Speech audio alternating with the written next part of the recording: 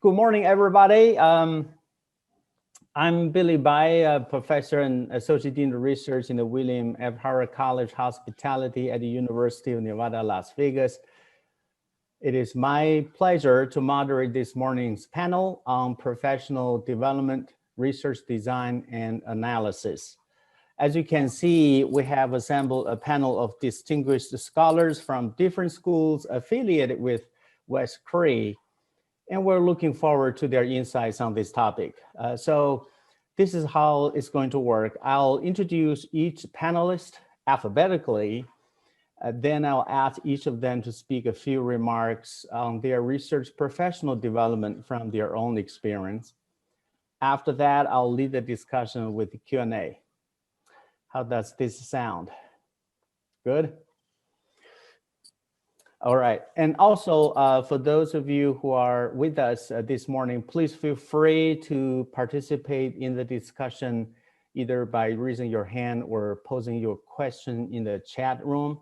I know we are really on a short time frame here, 50 minutes to talk about research, career development, but hopefully we can come to some fruitful discussions here. Without further ado, let me introduce our first panelist alphabetically, and that's Dr. Kijun Back. Dr. Beck is professor and associate dean for research and graduate studies, and Eric Hilton distinguished chair professor of Conrad and Hilton College of Hotel and Restaurant Management at the University of Houston. He's recognized as one of the top 15 hospitality and tourism researchers based on the Research Impact Score. His research expertise is in consumer behaviors and gambling-related issues with the hospitality and tourism industry. Dr. Beck has received 24 research and teaching awards in his academic career, including the Michael D. Olson Research Achievement Award. He has published over 120 papers in academic journals and professional papers. He also served as an associate editor of the Conrad Hospitality Quarterly, a managing editor of the International Journal of Hospitality Management, an editorial board member for numerous academic journals, and advisor for various government agencies and industry partners. Thank you for joining us, Ki-Joon. I know you lost power for 2 days, and sorry for all you have experienced down in Texas. You have our thoughts there. Our next panelist is Dr. Jenny Kim. Dr. Kim is Terry Albright Distinguished Professor and PhD Coordinator in the School of Hospitality Business Management at Washington State University. Her research is centered on service marketing and management and human resource issues in hospitality and tourism, including service quality, EWAM, burnout, engagement, coping styles, emotional intelligence, and emotional labor and cultural intelligence. Her work has appeared in top-tier hospitality tourism journals such as IGHM, JHTR, IJCHM, TM, and top business and service journals such as the Journal of Business Research and the Service Industries Journal. She's currently the co-executive editor of the Journal of Hospitality and Tourism Education and serves as an editorial board member for multiple academic journals. Great to have you on the panel, Jenny. Next, I'd like to introduce Dr. Marla Stafford. Dr. Stafford joined the William F. Harrah College of Hospitality as the executive associate dean of academic affairs to help build and support the College of Hospitality in achieving the top tier goals set by the university. Prior to her 20+ years in academia as a professor, department chair, and dean in the business discipline, Dr. Stafford spent time in the industry, including marketing, communications, and training development. Her time in academia has resulted in numerous publications, professorships, grants, and awards, including the 2016 Ivan Preston Award for Outstanding Contribution to Advertising Research and the 2009 and 2017 University of Memphis Alumni Association Awards for Outstanding Research in Social Sciences, Business, and Law. Dr. Stafford has also received several Best Paper Awards over the years. She's also the past editor-in-chief of the Journal of Advertising and past president of the American Academy of Advertising. Thank you for being with us, Marla. Next speaker is Dr. Karen Xie. Dr. Xie is the Betty and Fritz Nobel Fellow and Associate Professor of Service Analytics at the Daniels College of Business, University of Denver. She works on technology-driven innovations in the service industry, focusing on platform economy, fintech, Airbnb, and real estate markets. Dr. Xie's work is under review or published at Management Science, MIS Quarterly, and Journal of MIS. Her research on Airbnb and residential real estate markets helped the Denver City Council pass game-changing legislation on short-term rental services. She also provides expert opinion on Airbnb and its societal impact on popular press venues such as New York Times, Forbes, NBC News, Chicago Tribune, and the Denver Post. Her work garnered awards and or financial support from many organizations, including Facebook, Zillow Marketing Science Institute, Wharton Customer Analytics Initiative, and CHRIE. I didn't know this until now. She's also an entrepreneur, Karen. Congratulations. She's now bootstrapping a data analytics company. I hope you won't quit your professorship. Great to have you on the panel, Karen. Last but certainly not the least, Dr. Wang Yang. Dr. Yang is associate professor at the Collins College of Hospitality Management at Cal Poly Pomona. Dr. Yang has years of research experience, and her research interests include luxury consumption, consumer happiness, and services marketing. She has published in top-tier hospitality and tourism journals such as TM, IJHM, Cornell Quarterly, IJCHM, and JSTR. Dr. Yang is also very active in many hospitality professional organizations. Currently, she is the associate editor of the IJCHM and has been serving as the marketing track chair for the graduate conference since 2014. Thank you for joining the panel, Juan. All right. Now I have introduced all the panelists. Next, I would like to invite each one of them to just say a few words about their career path as far as research professional development is concerned. I only give them a few minutes, otherwise, each one of them, if you look at their record, will take the whole hour. So without further ado, Dr. Back, please. Thank you. Thank you for giving me this wonderful opportunity to speak on behalf of our research fellows. I know we have so little time to talk about several different issues, so I'll be very brief. My research endeavor has never been separate from teaching or services of our other responsibility. I think that's the sort of a discussion topic for today. So I would like to spend some time to talk about how we can integrate this service research and teaching responsibility into the research productivity of the community. Thank you so much for this wonderful opportunity. Thank you, Dr. Back. Dr. Kim, please. Okay, I'm kind of can I hear from time to time? My internet connection is not very good, has been a little bit of troublesome. So can you tell me what was your initial question? Are we following the guideline you offer us, or is that you are just moving around. Okay, tell us about yourself, Jenny. Your insights about research, professional development. You're extinguished scholar, and you have been very successful in our field.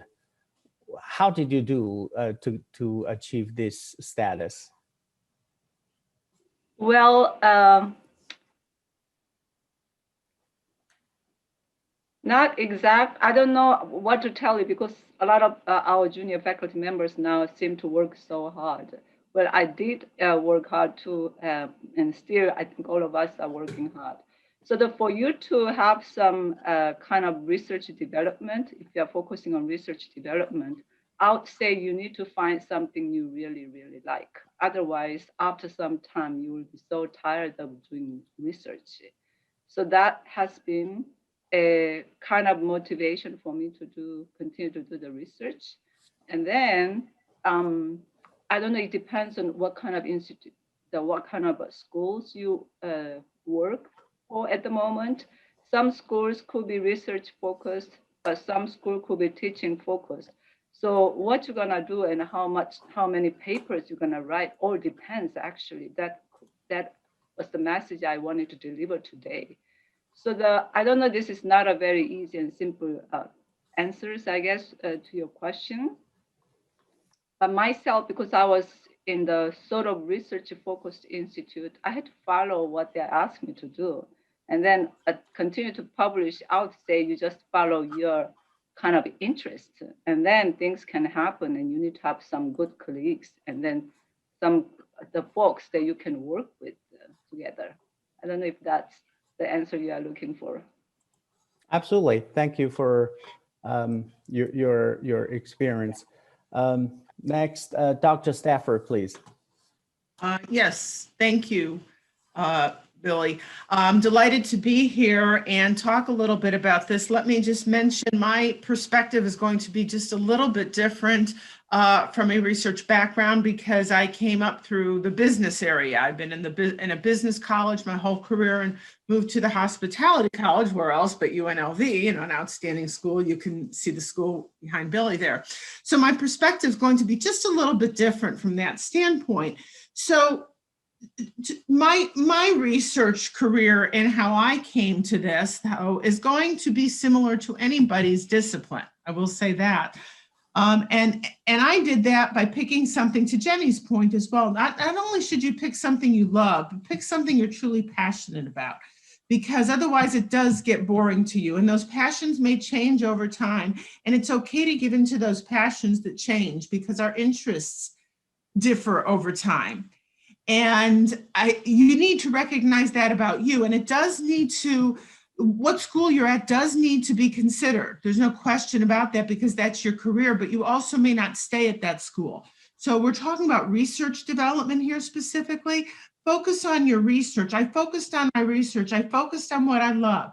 You may have heard something when you were doing your dissertation. Keep that going, which is do something on your research every day.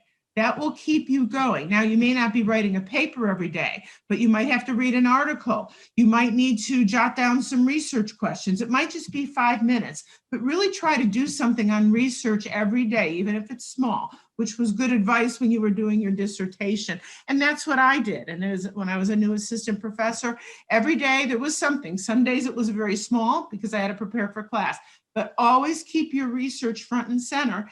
And unless you're at a completely teaching institution where research doesn't count at all and you don't plan on moving to a research institution, that would be the only case where I would suggest you don't do the research, but I suggest you always keep a hand in research because you got into this field because there's something about hospitality that you love, whatever area it is. So you've got to think about what you are actually passionate about and stick with that. And also what Jenny mentioned is about going to conferences. In order to build a productive career in research, you must network, you must develop partnerships. keep up with these people, develop research projects. You cannot write all these research papers yourself. You should probably have a couple that are solo authored, but developing research partnerships is very important, working with them and keeping that going, because these things together will take you forward. And the other thing I'm going to mention, yes, we all work hard. We all have worked hard. Many assistant professors, many people are working hard. That's great, but you also need to work smart, because otherwise you will get burned out very, very quickly. So that's part of doing something every day, and keep focused and stay determined, because that's what I did. And then I eventually, I still do research, but I eventually went into administration. And it's when you are doing what you love, if you stay in administration, you can still publish.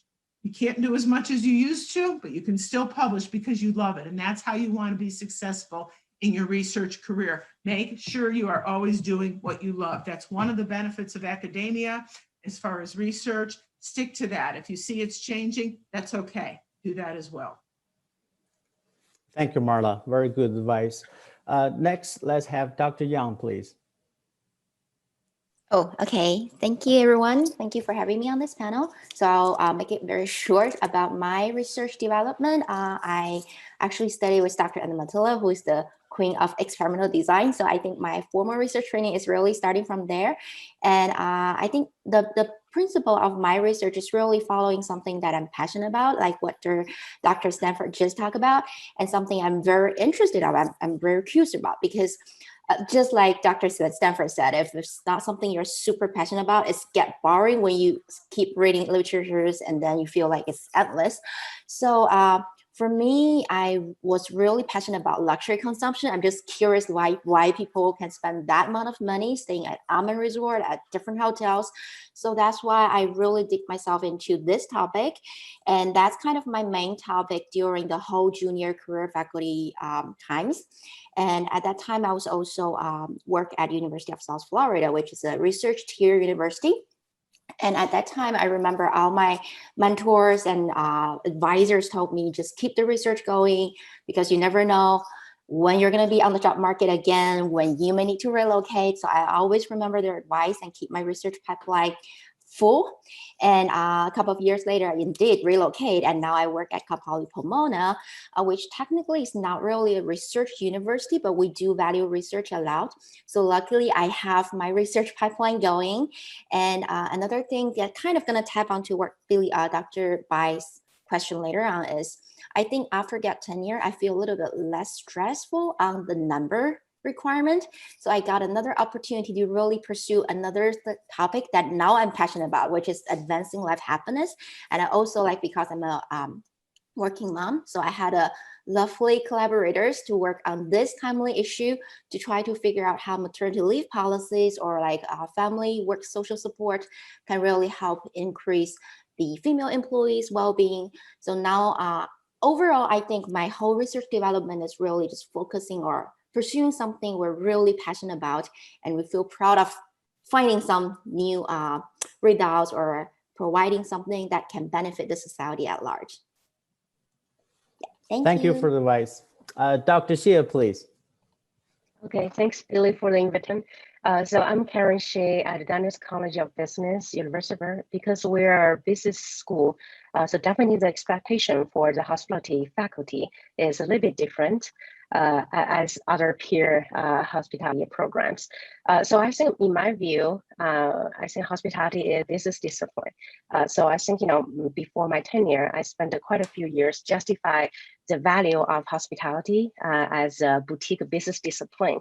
So that's my positioning. So I publish a lot in hospitality journals, but I think after tenure, so I start, try to elevate the discipline of hospitality into the mainstream business stage.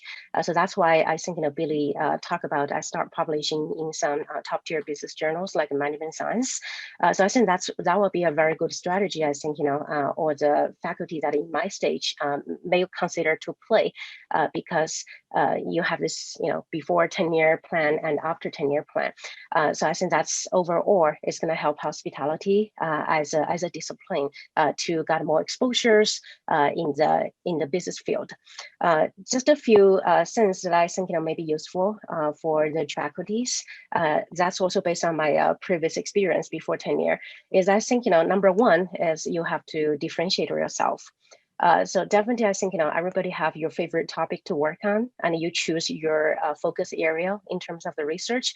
No matter that's consumer behavior or big data analytics, like what I'm doing, or some other fields. I think it has to excite you, right? So otherwise, we know publish and also the research is a marathon. So if you could not feel in love with what you're doing, then I think every day is a torture. So that's for sure. So I think pick the good area that excites you, and also differentiate yourself a little bit in terms of the methodology and the uniqueness of your topic. So these days, I have to say maybe we have too many survey studies. So maybe considering doing something maybe like data analytics or like machine learning. So I think this will differentiate yourself a lot in the current job market, and also if you want to move to some other schools. So I think that differentiator yourself is very important. And second thing, I think, the collaborators is very important. Again, I think, publishing papers like running a business, you need business partners. I think only by yourself, publishing a solo papers is good, but you just could not scale your business, in that way, just by yourself. So I think, collaborators is super important. And especially I think if you're gonna pick a collaborator, at the very beginning years of your tenure career, do not work with too much PhD or senior faculty. I would highly suggest you pick the cohort faculty that are going to be at your same stage. For example, in my first few years as an assistant professor, I never worked with senior people or PhD because I think I need to have this the cohort faculty at the same stage as I am, and then we can always voice out our voices freely, and we do not override anybody. We just by ourselves. I think that's very important because you guys are on the same boat. You can push each other, and we can kick the ball rolling, so nobody's slacking off. So, but later when you get tenured or in your a senior rank as an assistant professor, maybe you can start working with PhD, coaching them, and also you can work with senior faculties as well. So I think that's going to be some strategies to play, because I think we look at the outcome, right? So I think collaborators is important, and you can hold these weekly meetings and just push everybody forward. It's like running a business again. And I think the last thing, I think currently hospitality discipline is a little bit lacking compared to the other discipline in the business, is like the seminars. Seminars are very important. But we don't actually have a lot of visiting peer school opportunities to have the seminars. Although we may, some of the program, we may have very many internal seminars, but I think that's not good enough, maybe. I think seminars is very important, especially these external seminars, aka some other school invite you to give a talk at their institution. So I think this kind of seminar, because you're talking your research to a broader audience, who may not know you very well, so they can give you a lot of a grilling time, okay, put you on the hot chairs to grill you and to really look into your research. And so I think this kind of seminars is going to help you a lot in terms of communicating your stories in your research, and convince people that your methodology is valid, and also persuade people your research findings are interesting and impactful. So I think seminars, if we could do more, that'd be very helpful. And some of my research is actually directly come out from the seminar by receiving a lot of good feedback and some harsh feedback at the seminars. But I think these are very helpful in terms of developing this paper even before the reviewers start taking a look at my work.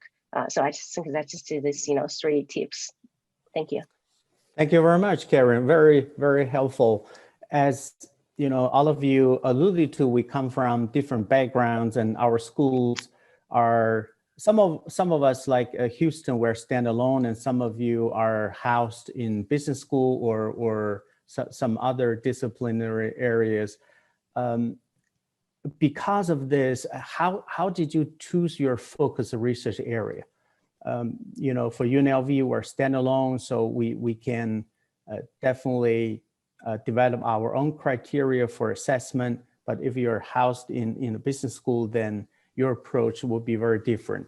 How does that have anything to play in your choice of your focus research areas? How did you develop your research stream over time? Not in a particular order. If I can just respond to Dr. Bai's question. So from my perspective, it doesn't really matter how I decide my research area depends on the affiliation or the type of school that we're working at right now. Because my research goal is not to just simply please the school's expectation. I mean, this is how we advise to our junior faculty members that you need to aim high, you need to go beyond the expectation of your current school, because your research area is not, or the, I mean, we can talk about quantity over quality issue as well, but as long as you have a quality paper, the people will recognize the quality of the paper that can have a severe impact on our academia or practitioner.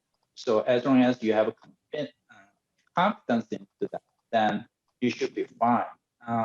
So the way that I select my research focus area is based on the most importantly, my interest. Where my experience or observation that matches with the needs of the industry or the interested area. Of course, it should be also co-aligned with the hot topics these days, but most importantly, how my research idea or research project can really has a significant impact on certain type of a stakeholder. So that's my first sort of condition to select my research topic. And the second thing is, am I competent enough in that area to do something? I mean, I had a significant experience in gaming, and I have also experience in hospitality field as a marketer or operator. So based on my experience, by understanding what has been done, what's there as a problem, that matches with the current needs of the sort of problem solving area. So that's how we choose, how I chosen the research topic. And then using some of the technical tools that I learned during my PhD program. I'm still learning a lot, new data analytics and things like that. So just combine all those things together to select a research topic and then move forward with it with my sustained motivation. So that's how I choose my research topic and move forward with it. Thank you, Kijun. Anyone else? Okay, let me jump in because my department, my school belongs to the College of Business. So certainly, well, I guess Dr. Bai wanted to know any differences between kind of when you belongs to the College of Business or yourself belong. I mean, you are in the, what is it? Just independent, standalone, the college, hospitality and tourism college. I don't know which topic you're gonna choose. Probably just like Dr. Beck said, it's gonna be the same. You follow your interest. I think pretty much all of us agree with it. And of course, I also was nodding my head a lot when Dr. Marla Stafford was saying, okay, you can change the interest. I mean, that part I do agree. You cannot just dig into only one topic. Sometimes you will have a different idea while you're studying that particular topic. Because of that topic, you read a lot of articles, and then you can kind of some different research, the ideas can come up. So that's how you're gonna move around. And of course, when you have a PhD students, it becomes a little different story. Sometimes some PhD students, somehow, two of you may not have exactly same topic, but the PhD students wants to be in the U, then you sort of add additional research area to thanks to the PhD students. But going back to your original questions, I don't know, because I was, the WSU where I work, this hospitality, our school, this is the kind of only school that I've been working. So I'm not quite familiar with the other, the hospitality and tourism college, but I do receive the invitation when the assistant professors or even associate to full professors, when they have to be promoted, I do get invited, go over their research, or teaching. If in some schools ask me to go through all those 3 areas. But my observation is, I don't know nowadays, but I cannot, this is beyond my, I guess, I cannot control, or I cannot, I cannot do much about it. But always some of my concern is, I think we are asking our junior faculty members to focus on number. That's my honest opinion, okay? Although we know quality is very important as quantity, probably in some institute. For example, College of Business, if you look at the faculty members from other business disciplines, they don't write this many papers. They are never asked to write this many papers. Our junior faculty members nowadays, when I open their vita, when I'm going through it, my gosh, I think these folks can be a full professor. When I was going through my own tenure, luckily, I was not asked to write that many papers. But now the things changed. Somehow, maybe we are, trying to, we are growing. So we are kind of in the transition. At some point, we may settle with the pretty, the reasonable standard. I don't know what I mean by reasonable, but somehow I just seem to feel, I just feel that now we are asking our junior faculty members to write too many papers. Because of that reason, when I see their vita, it's very, very rare to find a junior faculty member. Like, a lot of collaboration is always very important. I totally understand. And I've always had I had a couple of single author papers, but I always work together with others. So there is no doubt when you're trying to be productive and all day, you need to find the good partners. But, sometimes now I see like from my own perspective, if this is for junior faculty members, especially junior faculty members, they really need to find it out, their areas, and then they need to show the research stream, whatever the research focus they've been, when somebody open it up, oh, okay, this person, the research interest is this. And then College of Business, we emphasize that a lot, since you're asking me what has been my experience. So that is very, very critical. And then quality, because they are not the faculty members in our College of Business, those junior faculty members, they have their own standard. And I'm not trying to look down our own disciplines, because I think we are moving, we are improving significantly. All these impact factors and all that, all the days. I'm like, for example, okay, hospitality. Nowadays, we have a very good impact factor. So I've seen very interesting trend. Some business faculty members, they want to publish. They don't mind publishing papers in hospitality and tourism. I am very serious. Before, that would not even cross their mind. But they do have that thought. If they cannot publish in their top tier, if they don't want to publish in their second tier, still, you see, we are not equally treated, but at least they have a desire. Before even the second tier, they would not publish. They have a paper, the quality can be just scored in the, let's say, not A level journals, maybe A- and B+ journals. Even that time, they would not consider hospitality journals, but now they do seem to consider hospitality journals. So I would say we are catching up, but I think we are just, if I ask, since I'm asked to tell you the differences, business schools, I would say there are some number they will look at, but it's really, really quality for them. the top tier publication is very necessary, and for them to publish top tier publication, it really takes a lot of time and effort.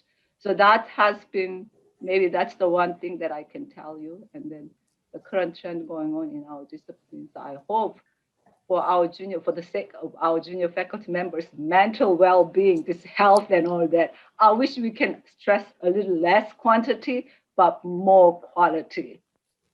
Okay, thank you. I thank you, Jenny. I think we covered a lot, and I'd like to move on given the time constraint.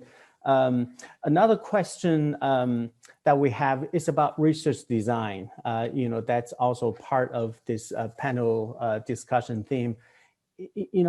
We all understand research design is very critical in every research project.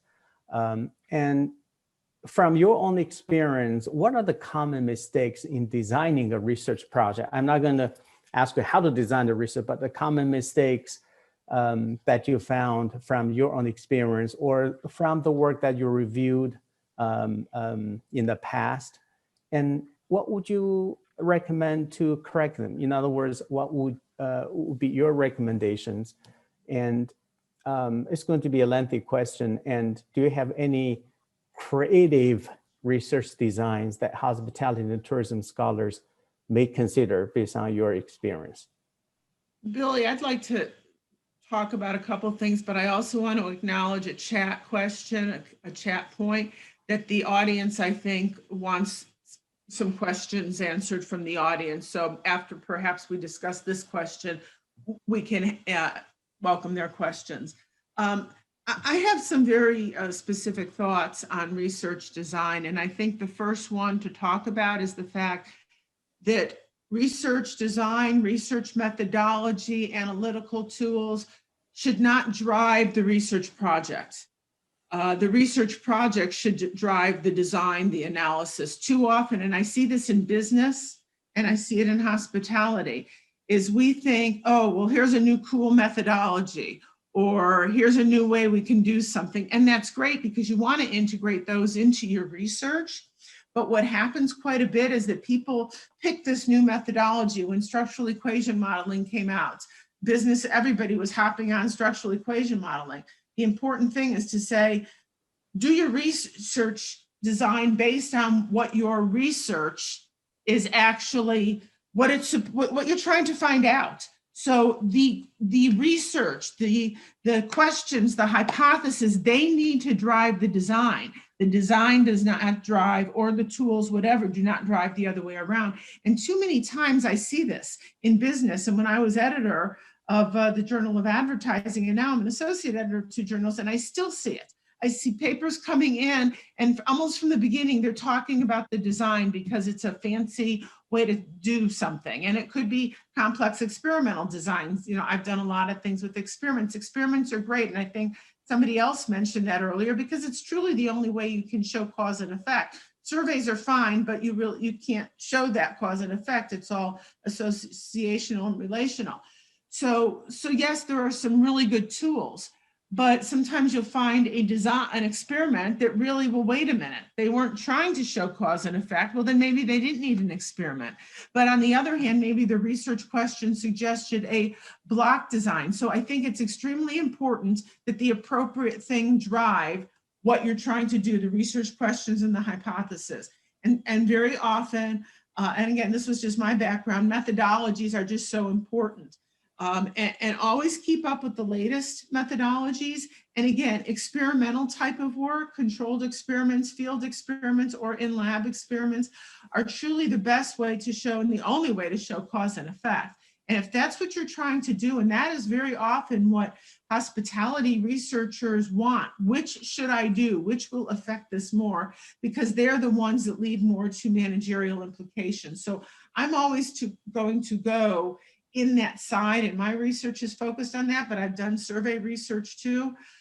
So it matters on the goal of the research, what you're trying to find, and also what journal you're targeting it for, because your research questions and your hypotheses should be geared towards your research, what you're trying to find out.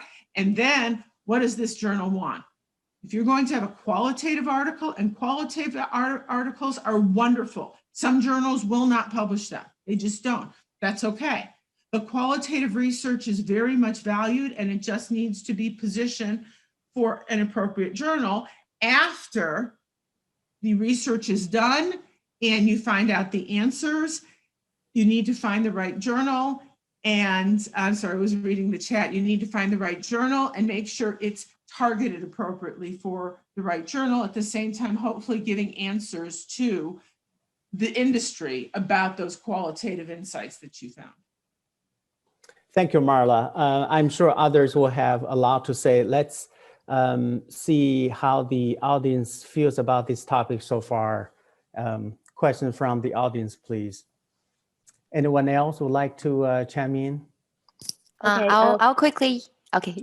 Okay, well, go ahead. first?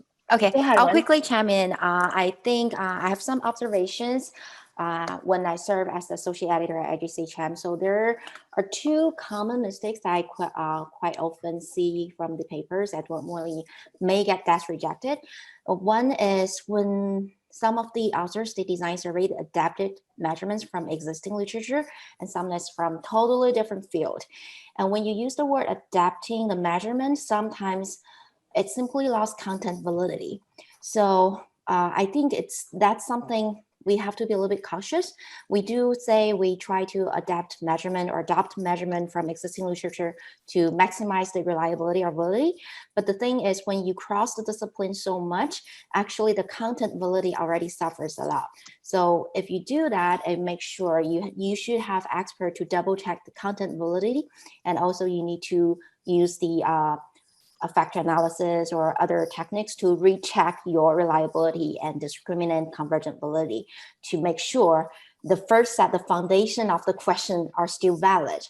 And another thing I quite often see at our journal is there are some others trying to kind of get their research question from an existing data set and come up with a very complicated model, like have 16, 17, 20 hypotheses. So when we're screening those articles, just as the editor, I already feel overwhelmed. I cannot see the main research question. What is the main research question? What is the whole big fundamental question that is driving this paper?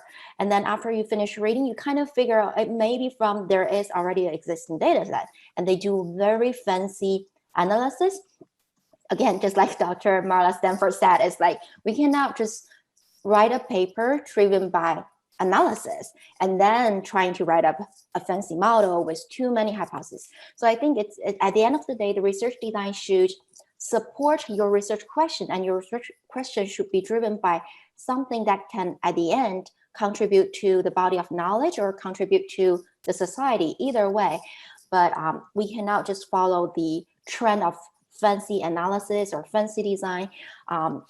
Also, I think there is a question about whether you should go for quantitative or qualitative. I think that's really, again, depends on your research question. What is the best method that suits to answer that question? Like I published one paper with 3 experimental design, because that paper is based on social psychology. So the theory is pretty mature, and there are a lot of things I can adopt and really try to test the cause and effect relationship. And I also published paper with qualitative, like the maternity leave. Like there is not much existing literature out there, so I have to use the qualitative one. So either way, I think the most important thing is make sure the design really support, or you pick the best design method to answer your research question. Thank you, Dr. Yang. Here's a question in the chat room. Oops, it disappeared.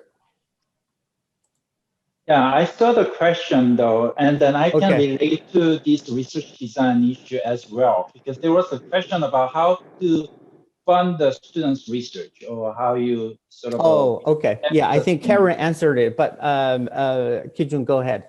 Right. So this is part of the common mistakes of a research design that relates to that. Many of the people these days using the online panel data because of the convenience, but the validity issue is there. So if the secret behind this, the successful research behind this with the lack of funding issue is that if you get a good connection with the industry, or if you do not have any connection with the industry, make some connections using your school. I mean, you are the instructor of the class. You can invite several different industry folks as a guest speaker to begin with. That's how you build a relationship. Once the relationship is built, you can create the research project that benefits the industry needs. That's, as I mentioned earlier, the teaching research service that goes hand to hand. I mean, they are all connected. So once you develop the valuable research project for the company, most likely they will provide the data or they are willing to let involve their customers and or even using the secondary data of the industry folks to how to support the research. And many times the government needs this kind of services as well.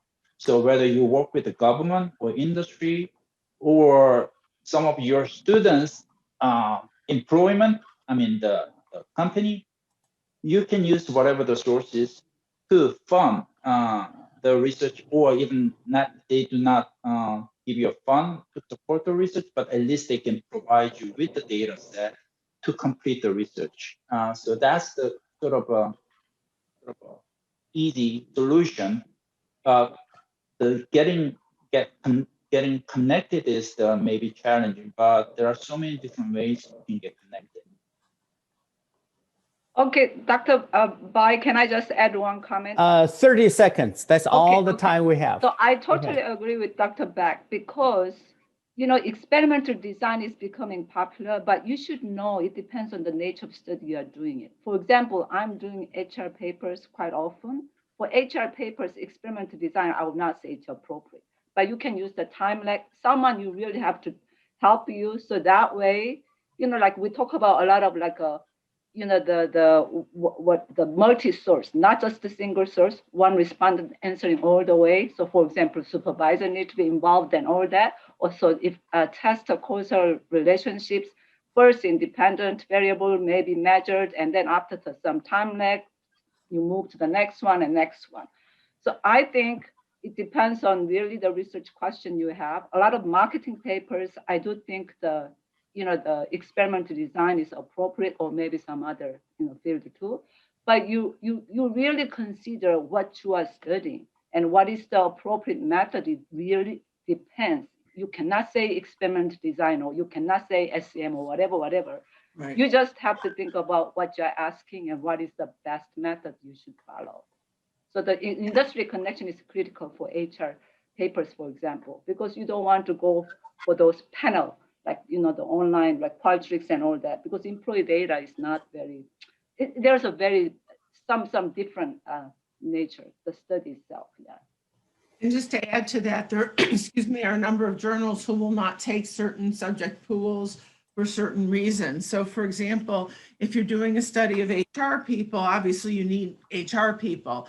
The Journal of Advertising Research does not use student subjects, period, unless students are actually the subject of interest, but they will not use a convenient sample of students. If you are researching hotels in certain type, if you're not looking at students for that segment, for that research specifically, do not use students. They also don't like MTurk panels. So that's, just my knowledge, of Journal of Advertising Research, but other journals do have specific requirements about their samples. And it's very important that you follow those and read those guidelines carefully before you even decide to collect data, if you're going to send that to that journal. So make sure that any methodological requirements that are stated in the journal guidelines are followed, or, you'll be sending it somewhere else, which is fine. But those are things to remember. Thank you, Marla. I wish we could continue the conversation, but our time is up. I just want to thank all of you for taking the time to share your insights. Everybody also who attended this session, thank you for being here, and enjoy the rest of the conference.